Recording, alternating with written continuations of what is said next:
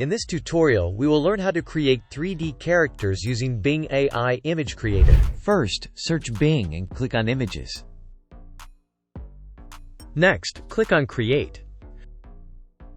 Copy the prompt and paste it into the search box.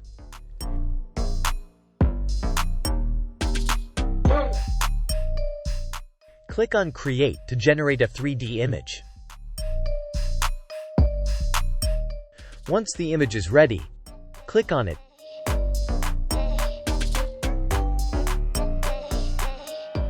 And select Download.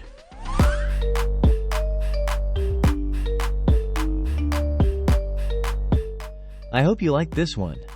If you like this one, don't forget to like and subscribe. See you in the next video.